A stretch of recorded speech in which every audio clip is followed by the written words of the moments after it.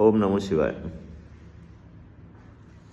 हमारे यहाँ पर शिव जी पर कुछ नशीली चीज़ें भी चढ़ती हैं। कौन सी? भांग धतूरा। तो आज मैं देख रहा था, इस पर चिंतन कर रहा था कि भांग और धतूरा ही क्यों। तो भांग और धतूरा, एक बार साइलेंट।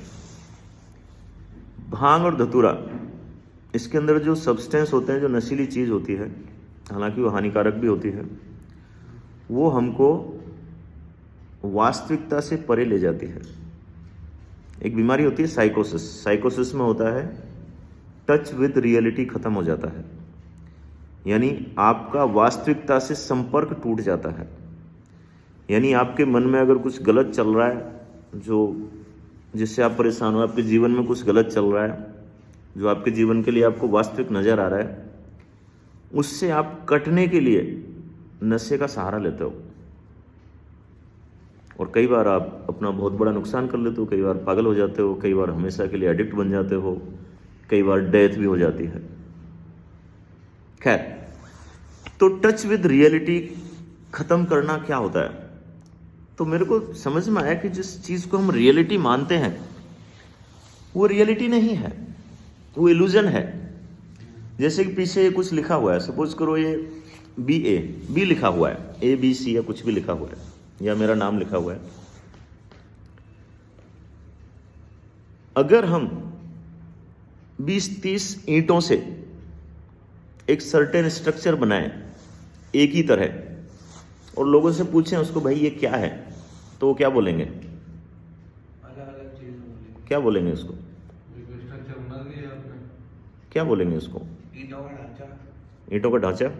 अच्छा, कोई मकान है, उस मकान को हम ईंटों का ढांचा बोलते हैं या मकान बोलते हैं? कोई शरीर है, उस शरीर को हम कोई काम का समूह, अंगों का समूह बोलते हैं, शरीर बोलते हैं? अगर 10 ईंटों को हमने एक ही आकार में सेट कर दिया तो उसको ए बोलेंगे, ईंटों का ढांचा बोलेंगे? शायद मेरे हिसाब से 99.9999% लोग यही बोलेंगे, अगर वो जानते हैं तो। लेकिन अगर उसको हमने ABCD नहीं सिखाई, वो उसको क्या बोलेगा? ईंटों का ढांचा। Very good.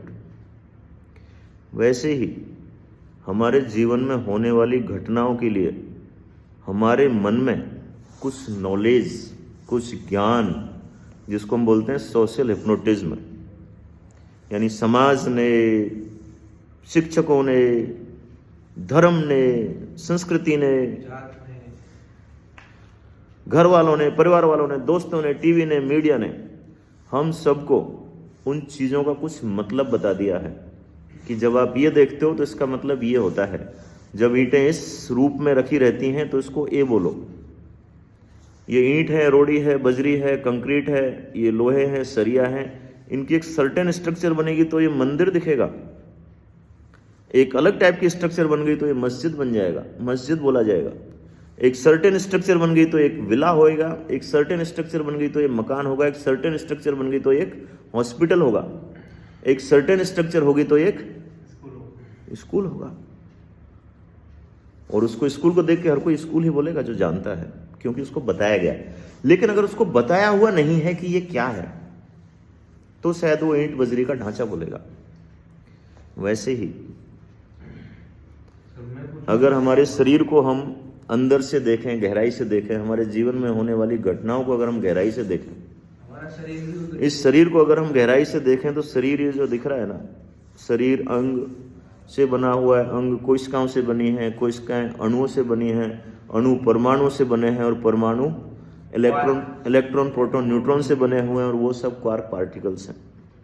क्वार्क यानी एनर्जी, यानी वो एक्सचेंज होता रहता है। कभी वो एनर्जी होता है, कभी वो पार्टिकल होता है, कभी एनर्जी फॉर्म में होता है, कभी वो पार्टिकल फॉर्म में होता है। यानी वो स्थिर नहीं है, स्थिर नहीं है। तो हमको जो बाहर जो भी नजर आ रहा है ना, ये सब ऐसे फ्लो है बस। वो एनर्जी का डिफरेंट कॉन्फ़िगरेशन है,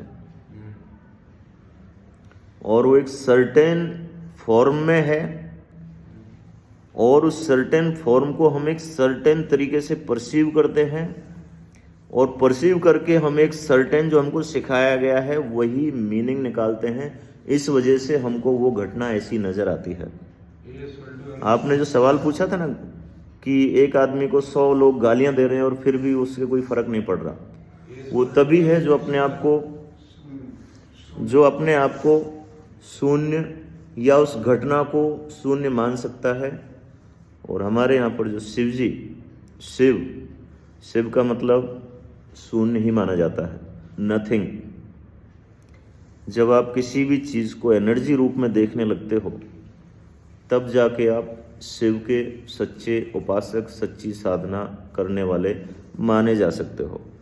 क्योंकि शिव का जो है शिवलिंग वो एनर्जी का ही प्रतीक है, न कि किसी शरीर का, न कि किसी और चीज़ का।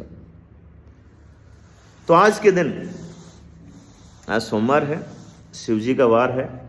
आप जो भी आपके जीवन में जो भी आपको दिख रहा है, जो भी आपका शरीर है, जो भी बाहर दिख रहा है, उस सब की डेप्थ तक, उसकी एनर्जी तक जाके महसूस करने की प्रैक्टिस करो।